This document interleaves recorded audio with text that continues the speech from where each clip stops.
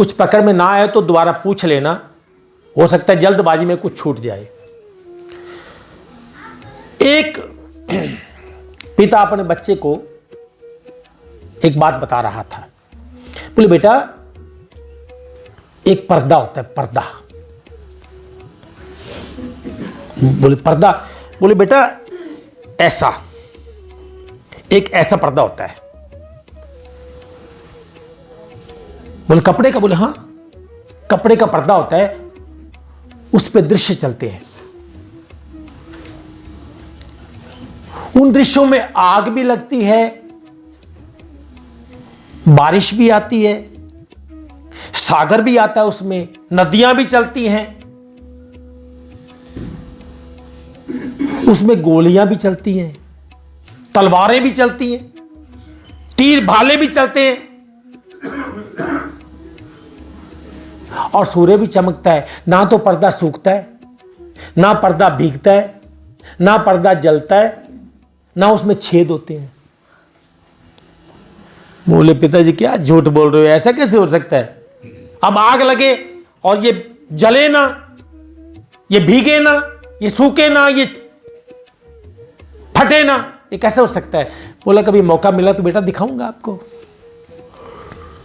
अब बेटे के मन में ये ऐसा कैसे पर्दा हो सकता है, कोई लोहे का है क्या? बोला नहीं, कपड़े का है। अब बेटे में जब बहुत ज्यादा जिज्ञासा हो गई, बोला मुझे पिताजी वो देखना है बस। तो बोले अपने दादाजी को ले जाओ, दिखा के ले आते हैं। अब दादाजी ले गए अपने पोते को या पोती को, जिसको भी, मूवी का टिकट लिया। अब थोड़ा देर हो गया था, अंदर जाके बैठे तो पर्दे पे चल रहा है दृश्य, बच्चा देखने में व्यस्त हो गया। कभी गोली चलती, कभी झगड़ा होता है, कभी लड़ाई होती, कभी तलवार, कभी आग, कभी पानी, कभी बारिश, कभी ये कभी वो। तो बेटा देख रहा है, बड़ा अच्छा चल रहा है, मन लग रहा है देखने में, पूरा एंटरटेनमेंट हो रहा है। तो जब मूवी बंद हुई तो बेटा ये है पर्दा। तो पर्दे कुछ हुआ? पर्दे को कुछ हुआ? पर्दे को पता चला कि मेरे में आग लगी थी, मेरे में बारिश आई थी, मेरे में गोलियां चली थी। तो पर्दे पे था लाइट एंड साउंड का खेल, यही था ना? यहां भी यही है। तो आत्मा एक पर्दे जैसा है, जिसको कोई फर्क नहीं पड़ता, उसे कोई फर्क नहीं पड़ता। आत्मा के आंगन में खेल चलता है एक, और वो उसका दृष्टा है, उसी के अंदर चलता है, वो उसी के अंदर चलता है। और आत्मा दृष्टा होकर इसको देखती है, और वो आत्मा कहीं और नहीं, मेरे पास है, और कहीं है ही नहीं। और जब उसका ज्ञान कोई ले लेगा तो अब उसका परमात्मा कहां होगा? बाहर। अब वो किसकी फोटो पूजे? बताओ, किस मूर्ति को पूजे? किस मूर्ति को अपने वो अलमारी में रखे? ये मेरे परमात्मा है कहेगा। तो ज्ञान क्या करता है? एक काम करता है बस। आपकी जितनी मान्यताएं हैं, जितनी धारणाएं हैं, जितने रस्मों रिवाज हैं, जितने डर हैं आपके मन में धर्म को लेकर, वो सबको निकाल के बाहर फेंकता है। निकाल इनको। कि भक्ति स्वतंत्र सकल सुख खानी, बिन सत्संग न पावे प्राणी। भक्ति स्वतंत्र करती है आपको। अब आपको डर नहीं लगेगा, क्योंकि आपने जान लिया कि सब कुछ इसी में है। और जब मेरा मालिक यहां है तो फिर डरना किससे? फिर डर कैसा? जब सैया भय कोतवाल, तो डर काहे का? है कि नहीं? पर जिनके साजन उस पार हैं और मैं इस पार, तो उनका तो भगवान बाहर ही रहेगा। फिर वो तो माझी पुकारेंगे कि ले चल पार, ले चल पार, मेरे साजन है उस पार। तो जिसका इसी में है तो उसको तो डर नहीं लगेगा। तो सारी धारणाएं, धर्म के नाम पर पड़े हुए सारे भ्रम, सारे भय ज्ञान निकाल के बाहर फेंक देगा। बोले डर मत कि जिसके सिर ऊपर तू स्वामी सो दुख कैसा पावे। पर बात यह कि हमने धर्म ग्रंथों को केवल पढ़ने तक सीमित किया, बस, इससे आगे हम कभी निकले ही नहीं। और इसी कारण श्री कृष्ण जी अर्जुन को समझाते हुए बोलते हैं कि देख अर्जुन, दो मार्ग हैं, दो ही मार्ग हैं बस। वेदों में भी दो ही मार्ग हैं, एक पूर्व मीमांसा, एक उत्तर मीमांसा, एक कर्म विधान, एक धर्म विधान। आपको कर्म विधान में जाना है, जाओ, स्कूल बनवाने बनवाओ, गौशाला बनवाने बनवाओ, हॉस्पिटल बनवाने बनवाओ, लंगर लगाना लगाओ, दान करना है करो। कौन रोकता है? कौन रोकता है? करो। खूब अहम की पूर्ति होगी, खूब बोर्ड लगेंगे। वैसे तो ये करते हैं भी, एक पंखा भी दान करना हो ना तो पंखे के 3 हैं ये ब्लेड, 3 पे लिखवा देंगे ये पंखा श्यामलाल जी ने अपनी पत्नी कुशल्या रानी के याद में दान किया। अब वो गया, सत्संग चल रहा है, वो सोचता है पंखा, कभी लाइट चली जाए ना एक बार तो सब लोग देख तो लें कम से कम कि श्यामलाल ने पंखा दिया था। अब चलता हुआ कैसे दिखे? ये गलत है। इससे तो अच्छा मैं बाहर गेट लगवा देता, कम से कम हिलता तो नहीं वो।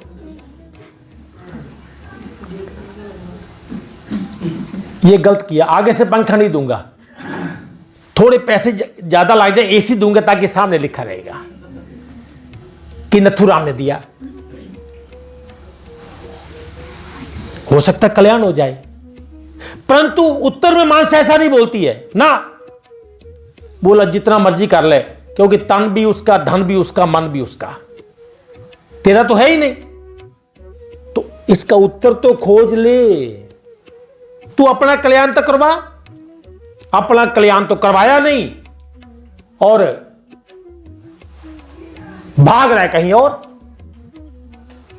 वस्त कहीं, ढूंढे कहीं, तो कह विधि आवे हाथ, कहत कबीर तब पाइए जब भेदी लीजिए साथ। कान की बाली बाहर गिरी,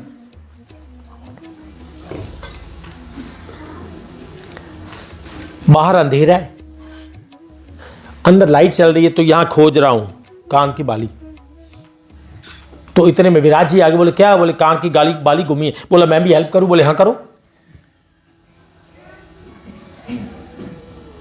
इतने में कोई और भी आ गया। 2 इकट्ठे हुए, 3 इकट्ठे हुए, 4 इकट्ठे हुए, तो 5वां आया। बोला क्या ढूंढ रहे हो? बोले बाली ढूंढ रहे हैं। तो बोले गिरी कहां है? बोले गिरी तो बाहर थी। तो बोले वहां ढूंढे। बोले वहां इतना अंधकार में कौन ढूंढेगा, यहां रोशनी है। तो बाहर वाला आसान है, बाहर वाला काम आसान है। अंदर ढूंढा। कहीं तो पता है हमें क्या बोलते हैं,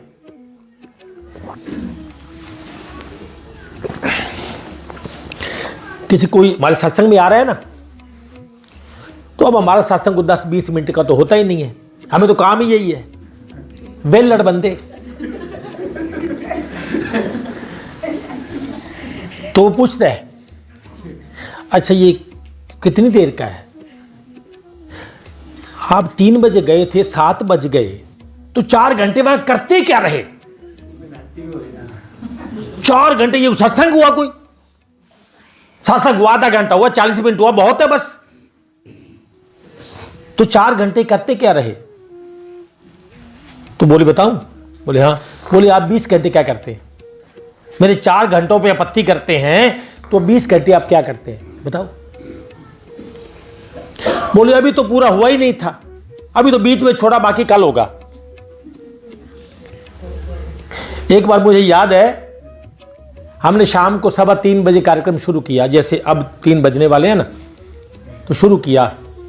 तो चैप्टर ऐसा चला बोले चलने दो।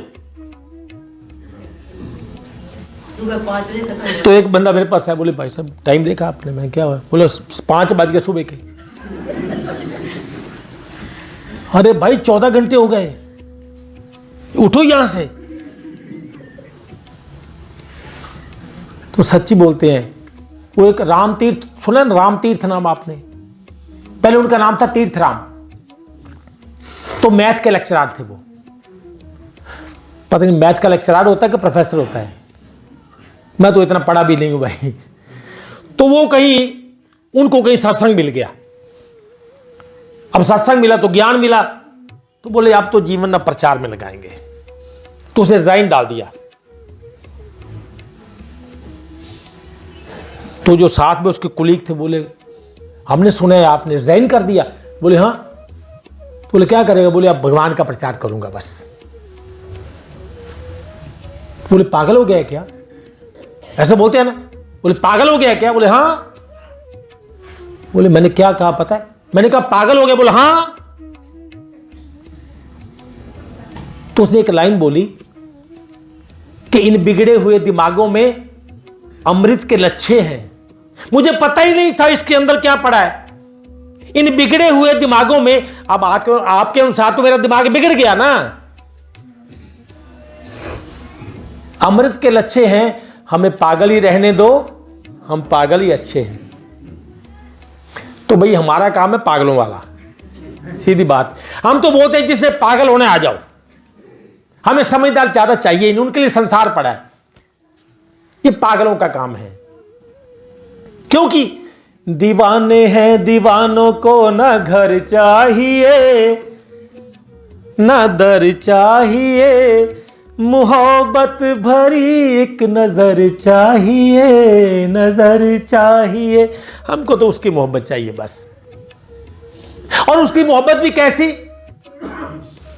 इसमें तन्हाई मिलती है, महफिल नहीं मिलती, राहे मोहब्बत में कभी ऐसी मंजिल तो नहीं मिलती है। अब इसमें दिल टूटता है, पता नहीं तो काम ही कोई बस फर्क पड़ता है ना। चलिए विषय को लौटते हैं, नहीं तो शाम के 5 बज जाएंगे। प्रेम से बोली परमपिता परमेश्वर की। तो कृष्ण जी बोलते हैं अर्जुन एक बात को समझो, ये जितने भी कर्म हैं ये कर्ता कौन है?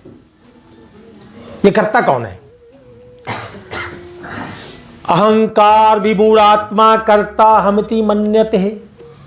अध्याय 3 श्लोक नंबर 27। कर्ता कौन है इसका? प्रकृति। अध्याय 3 में कृष्ण जी ने कहा जितने भी कर्म है ना, आप नहीं करते हो। तो बोलो मैं नहीं करता, फिर कौन करता है? मैं तो यही मानता हूं अच्छा करूंगा अच्छा मिलेगा, बुरा करूंगा तो मैं करता हूं। बोलो नहीं नहीं अर्जुन ऐसा नहीं है, आपको लगता है इसमें मैं जो है वो नकली है, मन भी नकली है, बुद्धि भी नकली है, करता कोई और है। एक परा प्रकृति एक अपरा प्रकृति, दो ही तो है ना। परा ने अपरा को धारण किया तो 3 गुण वाली प्रकृति है। सत रज तम 3 गुण वाली है प्रकृति।